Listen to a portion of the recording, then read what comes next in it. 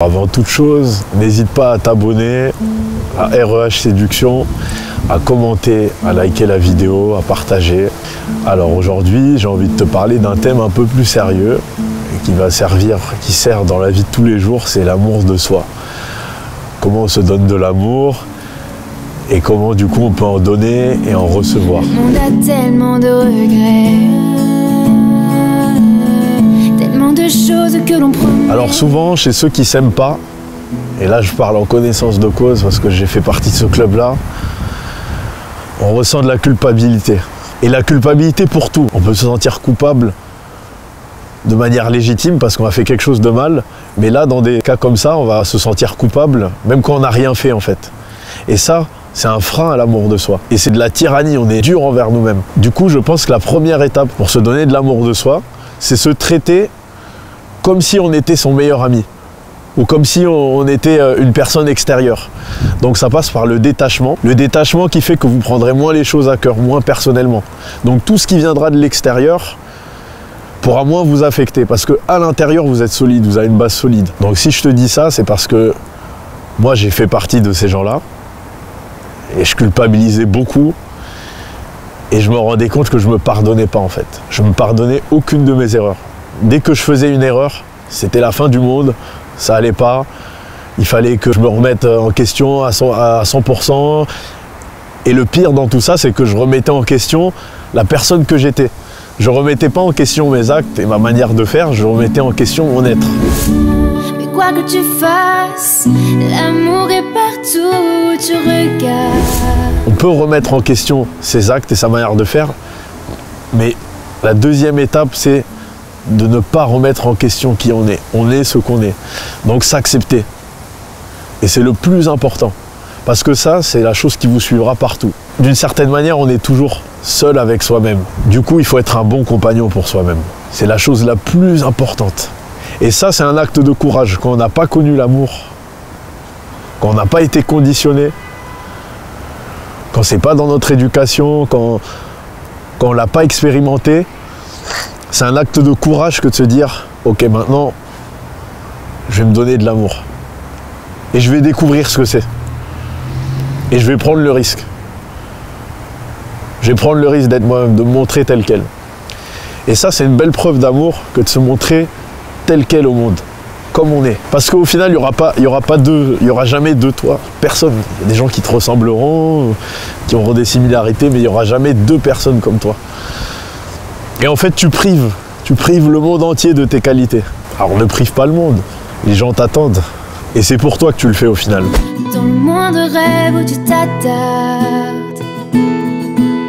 L'amour comme si... Alors, je voulais te parler aussi de l'honnêteté. Parce que souvent, on va rejeter la responsabilité sur les autres.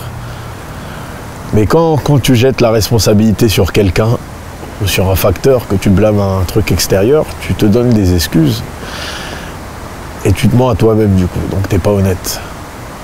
Il faut que tu sois honnête avec toi-même pour être bien ancré en fait, dans la réalité. Et ce mouvement d'ancrage t'emmène à un respect de soi. Et le respect de soi va cheminer vers l'amour de soi. Et l'amour de soi, pour moi,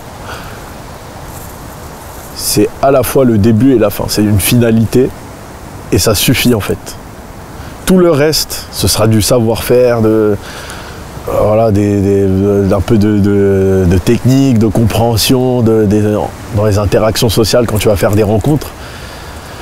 Mais la première étape, ça vient de toi, personne d'autre. Personne d'autre.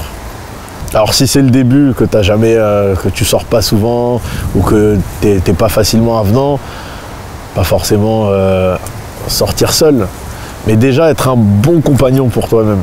Pour l'être pour les autres. Et tu te rendras compte que bizarrement, c'est à ce moment-là que tu recevras de l'amour de l'extérieur. Mais ça n'arrivera pas avant. Même si ça arrive avant, tu ne seras pas en mesure de le recevoir à sa juste valeur. Donc quand tu t'estimes en fait, c'est là que les gens vont t'estimer, te respecter, s'intéresser à toi même. Parce que quand tu ne t'aimes pas, tu t'enfermes. Tu vas enfermer sur toi à chaque fois. Tu vas tu vas étouffer en fait. Et mourir, c'est pas forcément quitter ce monde, ça peut commencer ici, tu vois. Tu peux t'étouffer, t'enfermer dans tellement de choses, tu vas intérioriser des émotions et tu vivras pour les autres au final. Alors si je peux te donner un conseil, c'est de te faire passer au premier plan. Sans que ce soit un mouvement narcissique ou quelque chose d'excessif, mais comme dit l'expression, la charité bien ordonnée commence par soi-même. Et si tu te donnes cet amour, à partir de là, tu peux en donner aux autres et en recevoir de la part des autres. Mais ça ne peut pas commencer par l'extérieur. Et c'est un piège de penser que ça peut commencer par l'extérieur. Je t'aime et je t'aime et je t'aimerai. Donc 4e étape, il faut vivre la patience. Et la patience, c'est pas dans un mois tout ira mieux. La patience, c'est déjà ne pas avoir d'attente immédiate et prendre les choses telles qu'elles sont sur le moment. L'impatience, ça va être un mouvement qui est orienté vers le futur. Tu n'es pas dans le présent parce que tu imagines déjà les résultats, tu veux le résultat, donc tu veux quelque chose en fait.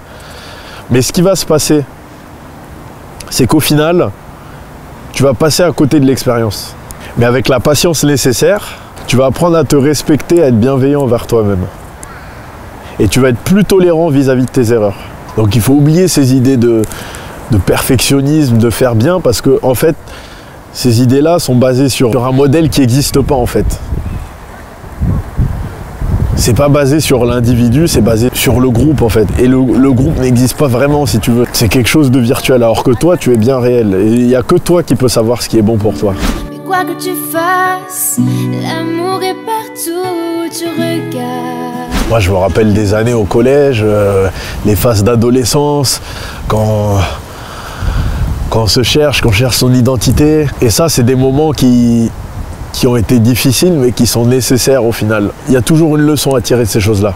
Et peut-être qu'une des leçons les plus importantes que j'ai tirées de ça, c'est qu'avec toute la reconnaissance du monde, si moi-même je suis pas bien à l'intérieur, ça n'ira pas. Donc dernière étape, c'est d'accepter l'extérieur et d'accepter les gens tels qu'ils sont en fait. Si j'accepte les gens tels qu'ils sont, alors en retour, ces gens-là ont la possibilité de m'accepter aussi. Et même s'ils ne m'acceptent pas, je l'accepte. C'est un mouvement d'acceptation inconditionnelle. À partir du moment où je sais qui je suis, je n'ai plus besoin de blâmer les gens pour leurs différences. Parce qu'ils ont le droit aussi. Si je me suis donné le droit, les autres aussi ont ce droit-là. Et à partir de là, je gagne une énergie intérieure. C'est une force intérieure qui va émaner. Parce que toute l'énergie que j'ai passée à blâmer l'extérieur, à dépendre du regard des autres, à vouloir l'approbation, toute cette énergie-là, elle me revient après. Seule pour laquelle je suis faite. Je t'aime et je t'aime et je t'aimerai.